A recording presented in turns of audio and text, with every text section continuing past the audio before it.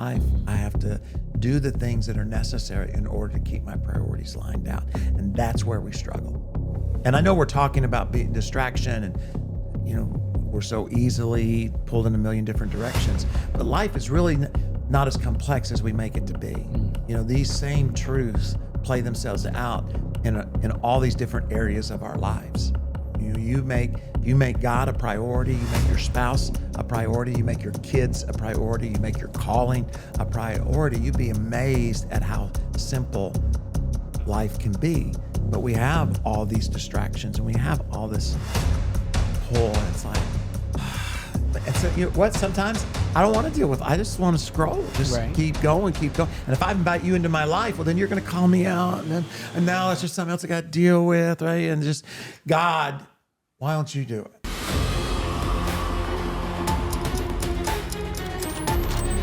And we can sit and do nothing with it and be guilty of the crime of omission, or we can leverage it to make kingdom difference.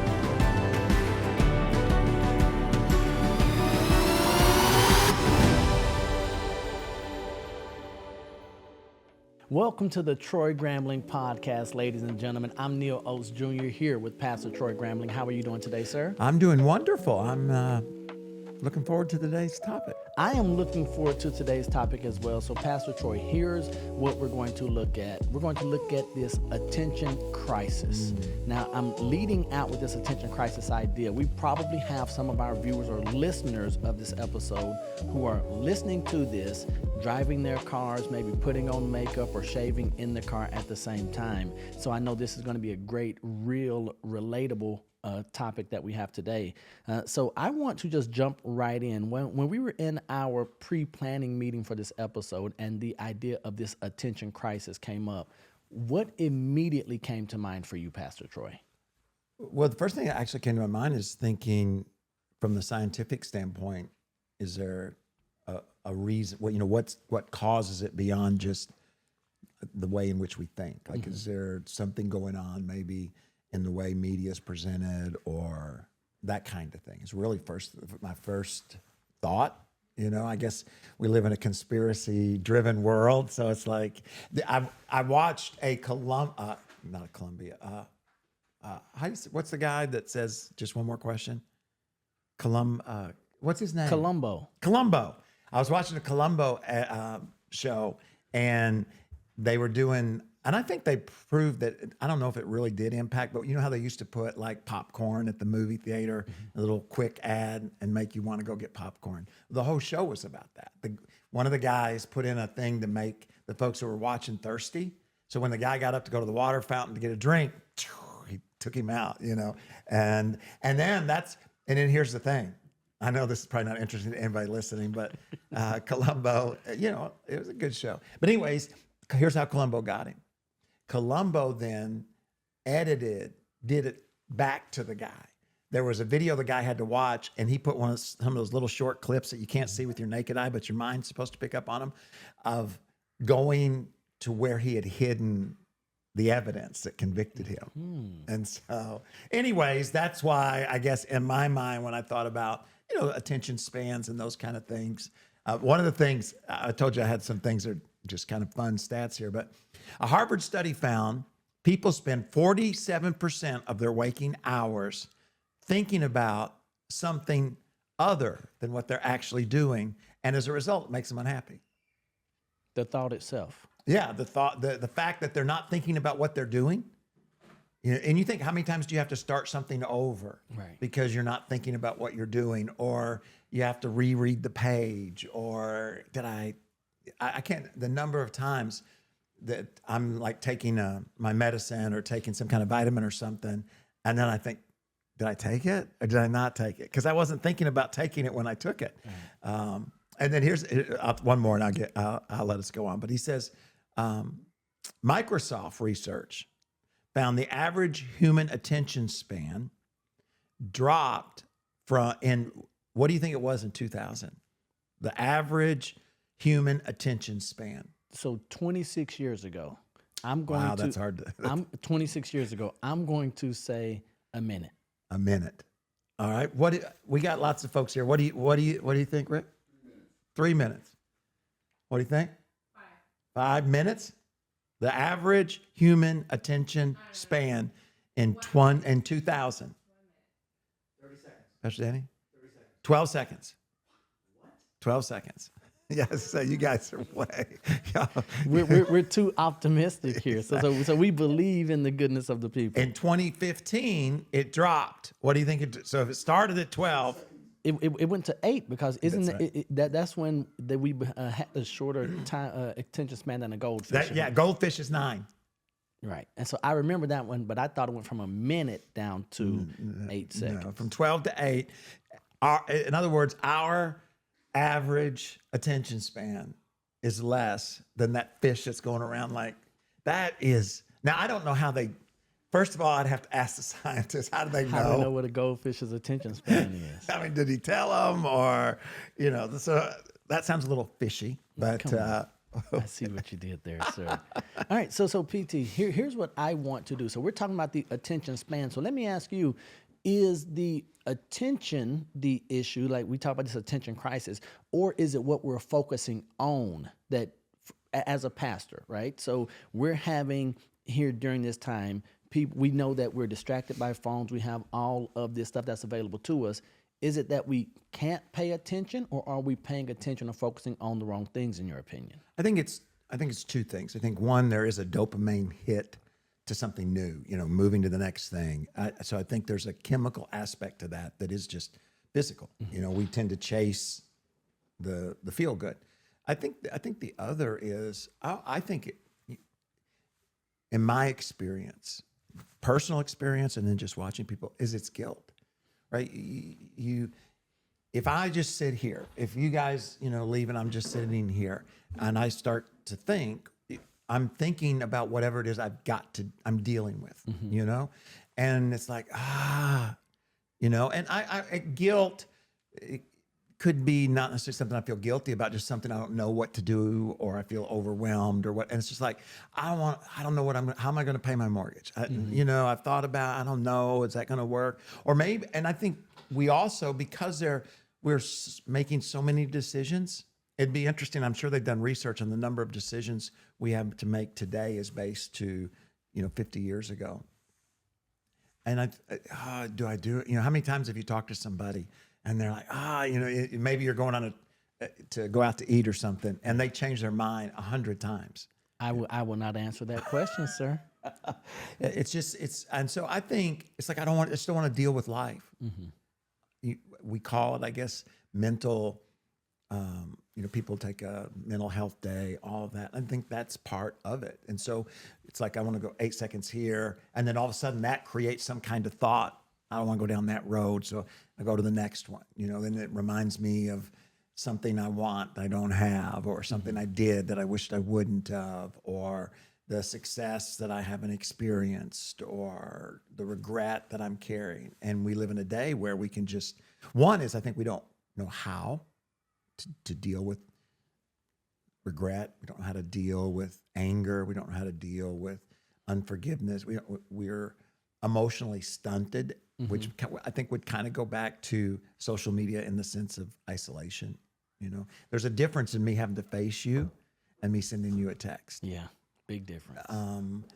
Right? I have to be more mature if I'm going to have an honest conversation. I have to be more mature to look you in the eye and say, that hurt, or I wish you wouldn't have done that, or how do we get through this, as opposed to just sending you a text. And so I really think that has a lot to do with it's almost like, and I could be wrong, but I think it's almost like an intentional shortened attention span. It's not that something else is necessarily grabbing our attention, because there's so much today. You think you get overwhelmed. I think in a sense, we don't want to deal with life. We don't want to deal with what's happening and what's reality. And the best way is to move on. I know that happens to me, right? And you hear when people say, I just want to go home and fudge out, or I want to go, really, what are they saying? They're saying, man, I don't want to deal with whatever it is. Right. I just want my brain to go. And there's I guess a couple of ways that can happen. One is we can watch some goofy movie like Columbo, okay? Or we can just go from one thing to the next. We can look here. We can look over there. We can. So anyways, I know that you've got some, statistics and science and all those kind of things that talk about how our literal ability to stay focused is somewhat limited. But I think a lot of it, maybe not the 8 seconds, but the fact that we're always, I think just a lot of it has to do with we're not really good at handling life right now. Okay, so you mentioned not being great at handling life. What is the antidote to that? Are there steps that we take, and especially for the believers, those who are watching, listening to this episode, and they're saying, Pastor Troy, Neal, this is the way the world is. We've had to adapt. So in order for me to keep up, I've had to have shorter attention span. I've had to be intentionally short with focusing on the kids, focusing on work, coming over here, thinking about what we're going to have for dinner tonight. So what is the answer, or what are some of the things that we do in response to being ill-prepared, not mature enough to handle what's in front of us today? I think one is think about the things you miss out on. Worship, you can't grieve, right? There's a lot of emotions that you'll never experience if you can't sit in them for a moment. Now, hold on right there, Pastor. So when you say miss out on, you're not talking about FOMO. You're not talking about the fear of missing out on something else if we don't pay attention. You're talking about a deeper emotional feeling sense, correct? Yeah, a lot of times, again, I may want to scroll through my social media not to deal with a situation that either I feel guilty or failure or whatever. But I don't think about, once I begin, anything you don't use, you lose the ability to use. That happens with our muscles, apathy, or not apathy. What do you call it? Atrophy. Muscular atrophy, yeah. And I think the same thing happens with our emotions. So to grieve is to work through something. I was watching totally different area, but it kind of talks about what we're dealing with. Ferrari has come out with a new car. And I know this not because I have any Ferraris, but I just interested in the car world. And the new, what new car they came out with? No, sir. They came out, they had forget this, they had invited all these media people and all this kind of stuff, and they invited them in. When they got to the hotel, they taped up their phones, otherwise they couldn't do it. Then when they left, they did it again. And then when they went into the event, they did it again. Because the car that Ferrari just a couple of days ago released is an electric car. And all these folks who are Ferrari people are like, because it's not for the car people, it's for the tech people. Right. How much? And this car's like $600,000. I don't know a lot of tech people have $600,000, but I'm sure there'd be some. But I was listening to one of the guys talking about it, and he was talking about here's the way they did the media. They couldn't because they all got all these channels, and there was some written media there as well. But they partnered them up with a camera person, so they couldn't video it with their own stuff. They had to video it with who Ferrari thought they should video it with, and they were given 30 minutes. And this guy that I was listening to was talking about how he did a few short form, but he didn't have time to process, because he's a big Ferrari and car guy. So this was he didn't know what to think about it. It's like, this is not a Ferrari. And now he's feeling the pressure to have to say something about something he has yet to process. Right. And I think those are the kind of impacts. And then so there's a relational impact. If you think about in marriage or in friendships or in our relationship with God, if we're not processing, if we're not going to work through doubt, right? If we're not going to work through, wow, that makes me feel angry at God. And rather than deal with that, it's just like, I'm going to go to the next thing. I'm just going to move on. I'm not going to work through that emotion. And our relationships stay shallow. And so I think when we think about the destructiveness of it, we often think about young people, which is really everybody. I saw, did you see what was the average person looks at their phone in a day? I thought I wrote that down somewhere. The average person looks at their phone 96 times a day. Checks their phone 96 times a day. Roughly every 10 minutes, somebody's looking at their phone. And if they can't find it, it's like, people start getting anxious. And you think about why is that? Some of that is like you were saying, FOMO, fear, something's going on in the world that they're missing out on. But it's also that tool that takes me away from where I'm at. Yeah. And so, we're talking about this, and it's real easy to be, negative about the whole, because it's not really about social media. It's not about all that. To me, it's about something deeper in the human spirit. It's like the guy 100 million years ago that went out hunting dinosaurs rather than deal with what was going on in his own family. It's just easier now. I don't have to go hunt dinosaurs to not deal with my marriage or my teenage daughter or teenage son. I can now just pick up my iPad and I can escape, and then I can flip so that my attention is continually grabbed. It used to be, what do they call it when you watch one show after another? Binging. Yeah. When you right? binge and watching you think, the show. well, what was a binge about? Sometimes it was because maybe the show was good, but sometimes you just didn't want any part of the next 3 hours or day to allow your mind to go and deal with real life. And so I'm just going to go from one episode to the next episode to the next. And then you look up and it's 6 o'clock at night. And then, you go to bed, and then maybe tomorrow. Yeah. But then on the train or the car or whatever, right? Instead of dealing, and it's easy to go through a week, through a month, through a lifetime, never having any deep emotional connections. We can't worship. We can't truly love. We can't ever work through disagreements or any of those kind of things. So I think there's a lot of destructiveness. I don't remember what your question was, but I think there's a lot of destructiveness that we don't think about when we think about attention span. And I'm not just talking about the 8 seconds, but I was talking about our ability to sit in something. Yeah. All right. So you talked about the impact on relationships, and not just attention span, but attention and focusing on the right thing. The story in Luke 10 of Martha and Mary comes to my mind when we talk about relational impact, and our audience. They may be saying, Pastor Troy, Neal, my intentions for my attention are good things. I'm making sure that I'm doing good stuff, but it's taking me away from the right or the real thing. How Martha was distracted by doing all the stuff for the party, and Mary was she had attention and she was focused on the thing sitting at Jesus' feet. How do we in 2026 make sure that we're not distracted, or our focus isn't just going on busyness and it's on the right thing, whatever that right thing is? Well, let me just read it, and then we'll go from there. You were talking about Luke chapter 10. It says, as Jesus and his disciples continued on their way to Jerusalem, they came to a certain village where a woman named Martha welcomed him into her home. Her sister Mary sat at the Lord's feet, listening to what he taught.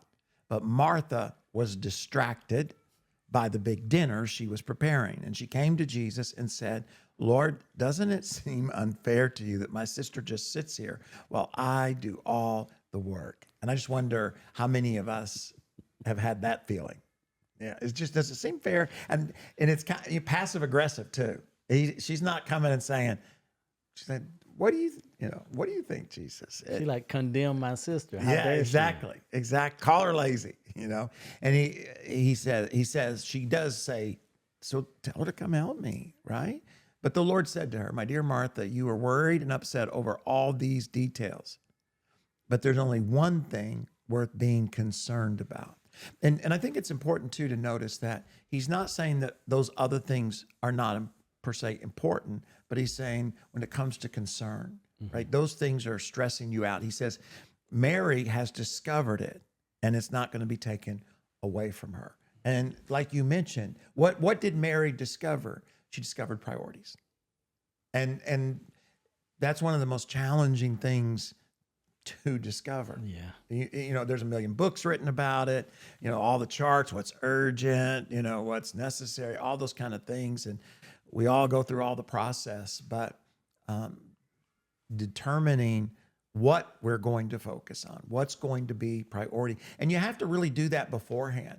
You have, before all the flashy stuff comes, you have to be able to say, this is a priority for me. So then as you hear a noise, it's like, I've already decided this conversation in this moment is what's my priority. No matter what happens around me, unless it's some kind of emergency, right? And I've already made that decision. How do I keep that decision though? Well, that's where I think it's through, of course, starts with a decision, but it's development.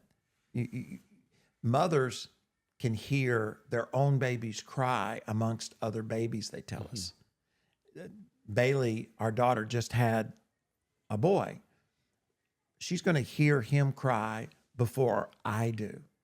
And you think, well, why? Because of the priority he has in her life at this moment. She's carried him for almost 9 months. This is flesh of my flesh, kind of thing. And I think those are the kind of things that we have to work through when it comes to distractions in this world and what we're going to focus on in this world, and how we, like you were saying, determine, okay, if Christ is going to be priority, then what's my strategy to not allow these other things to distract me? And I know you want to move on, but I would just throw out, and this is where it gets practical, and this is where we screw up. If there's anything that frustrates me about my life and frustrates me at being a pastor, is we want God to do what we're unwilling to do. We want God to somehow fix that. Right. And it's not, and the reality is God's given us that authority, and to be able to say, no, Mary made this decision. God didn't make it for Mary. Mary made the decision, because even though knowing that the decision she was making I'm sure Martha walked by. So Martha told Mary about that before she told Jesus, right? Because she was like, hey, help me. And even if she never said the words, right. You know what I mean? But she did the very practical thing of saying, no, this is priority, and this is what I'm going to do. Well, we have to do the same thing. If I want my priority to be my priority, then I'm going to have to invite people in my life to help me. Because without that accountability, as a human being, I'm not going to do that. And when folks come up and they want prayer, especially the gentlemen, and a lot of times, they want prayer when they've got caught in doing something they shouldn't have done, or they're surprised by something that has gone on. And not always, but I'm just saying. And I've become, I still have empathy. It still hurts me. I hate to see a husband brokenhearted, or someone's lost their business, or got arrested, those kind of things. I hate to see those things, but I've gotten more deliberate in saying, so what are you going to do?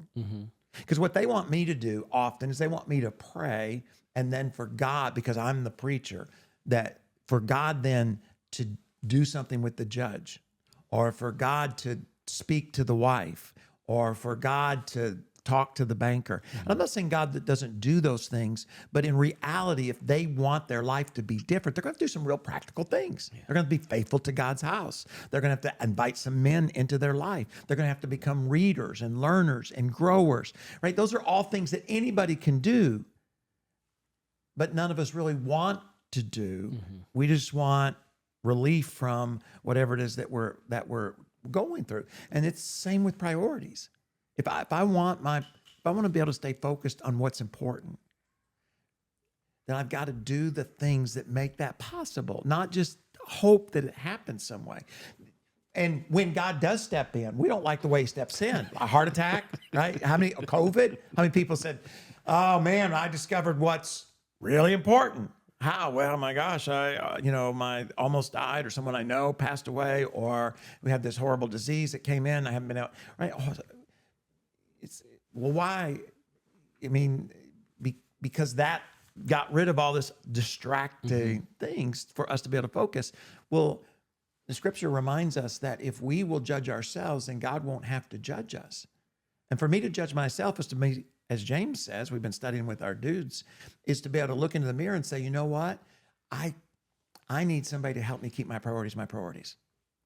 Yeah, I always use the example, it's like working out. And I'm not going to be consistent in working out if I don't have people in my life that I told the guys the other night, I'm not a driving kind of person. I don't like driving.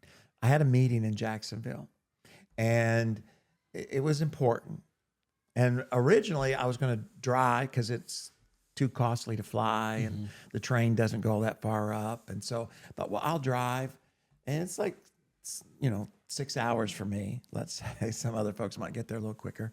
So I was going to drive up, go to the meeting the next day, spend the night, and just kind of enjoy the drive back the best I could for somebody who hates to drive. Then I realized I got this Tuesday night Bible study. It was my accountability to those men that is why I drove back, right? I wouldn't have done it had I not felt accountable to those men, right? That's the way accountability works. And if I'm distracted and I've got to invite those men into my life, I have to do the things that are necessary in order to keep my priorities lined out.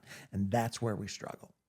And I know we're talking about distraction and, we're so easily pulled in a million different directions, but life is really not as complex as we make it to be. These same truths play themselves out in all these different areas of our lives.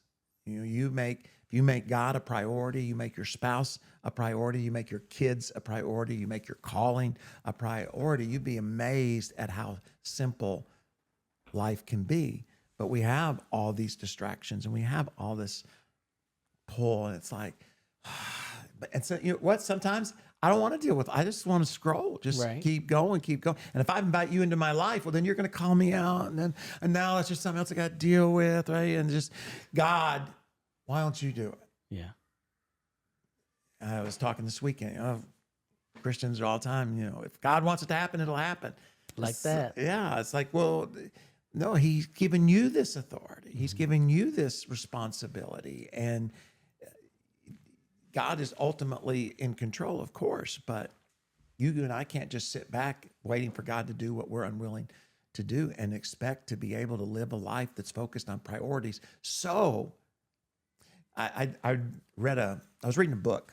I forget who the author was, but at the very beginning of the book, he was talking about, and I didn't realize this, maybe you did, Neal, is that most people do die in bed, and most people know it's coming.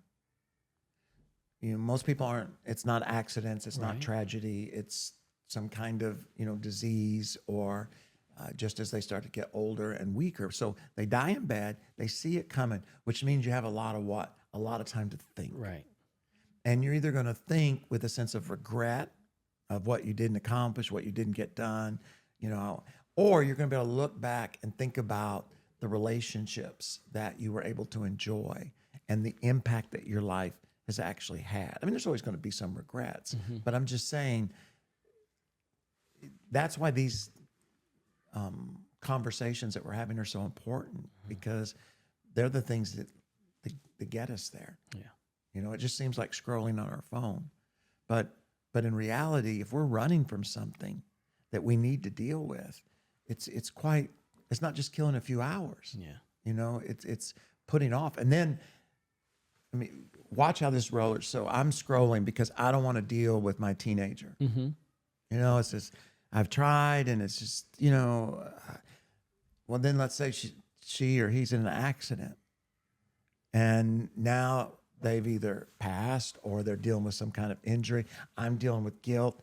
They're dealing, right? It just continues to get more and more destructive along the way because I've allowed myself to so easily get distracted from what life really needs to be about in that moment. Okay, so you mentioned what you see as a pastor. I also know that you take leadership very serious and practicality. So going from ideas and stats and research to the practical side of things. We have someone listening to us today, watching us today.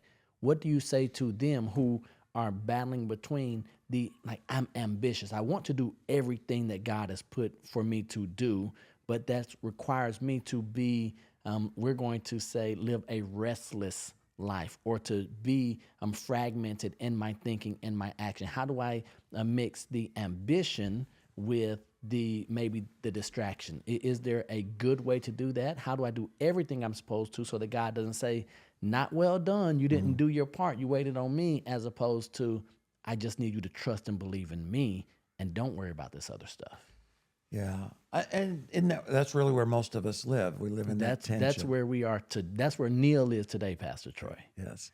I think it's important, one, to be honest about that, and to be okay with the fact that it's going to be a continual tension for the rest of your life. There's always going to be things that can easily distract us from where we really want to go, or even what we say is a priority. Now, one of the great benefits to anybody listening of being a Christ follower, and I don't think we think about it in this context, but as a Christ follower, I have the Holy Spirit in me that wants the best for me. In other words, I have God in me directing me and leading me towards the priorities that are going to lead to a fulfilled life. Right.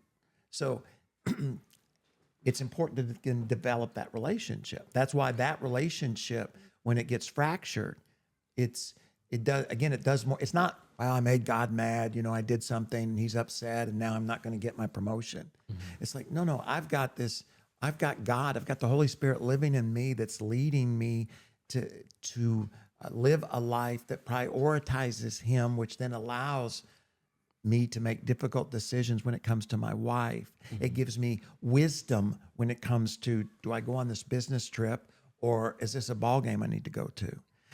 It gives me wisdom about what I volunteer for without getting overwhelmed. It helps me to be careful that I'm not trying to manipulate God by doing things for him so he'll do things for me, right? All of those kind of things. So I think on a practical side, that's one of the real benefits. And that's why the enemy is always working hard to do what? Distract. Right. Think about those listening as a Christ follower, how easily it is. How does he distract us? Well, success is not bad, but if it distracts us from our relationship with him, we're going to get confused. And do I go here or do I go there? Do I invest here? What about this relationship? This is destructive. How do I? Right? So it's just so easy. Then you have kids. Kids are huge distractions, right? And by that, what I mean is they have a priority, but it's not the top priority. Right. When kids sit in the corner office, the family's going to be dysfunctional because they weren't created to be CEOs.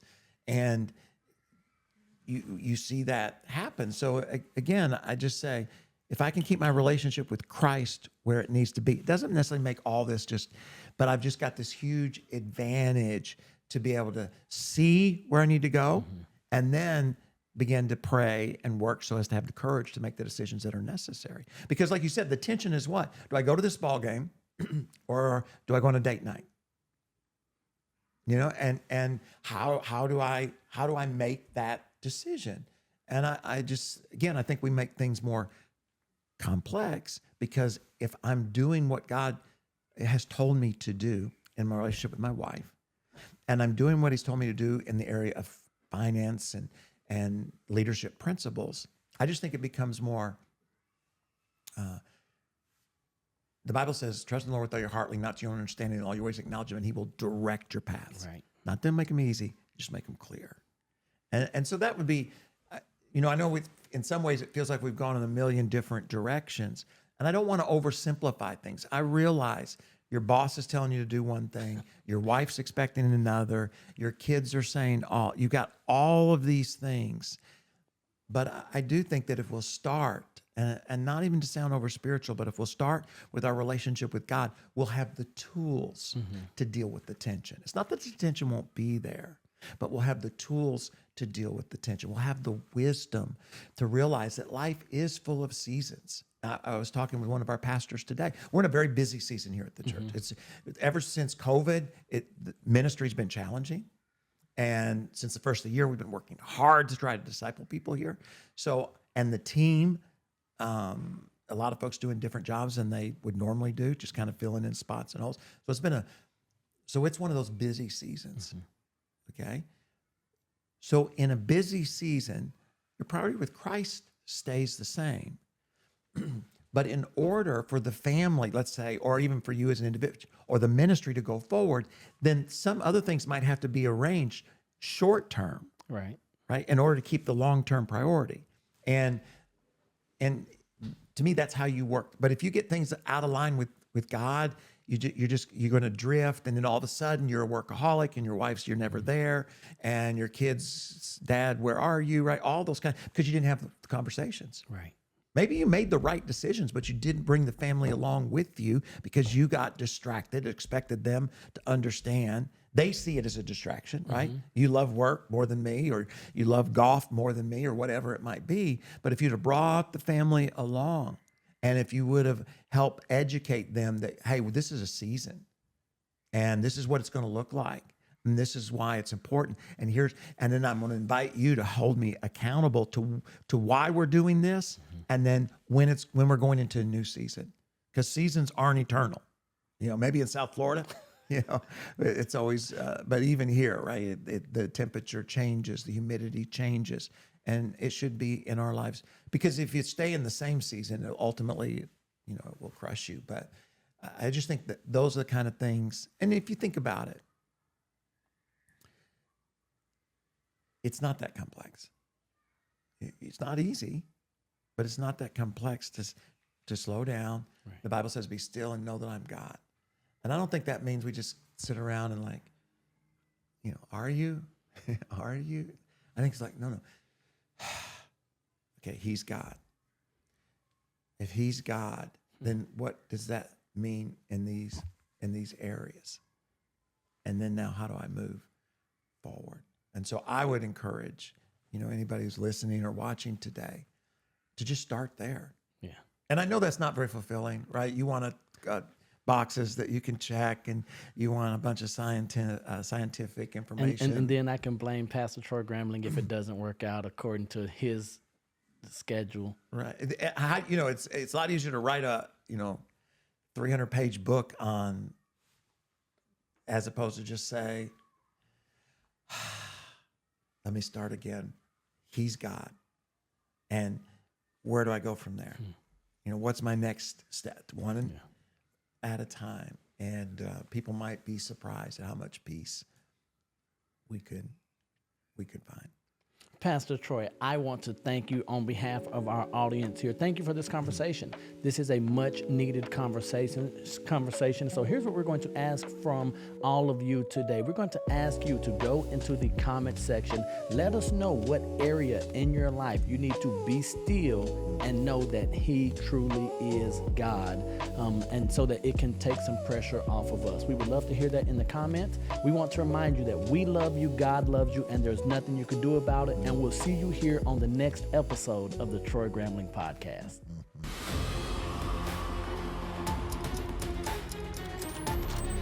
And we can sit and do nothing with it and be guilty of the crime of omission, or we can leverage it to make kingdom difference.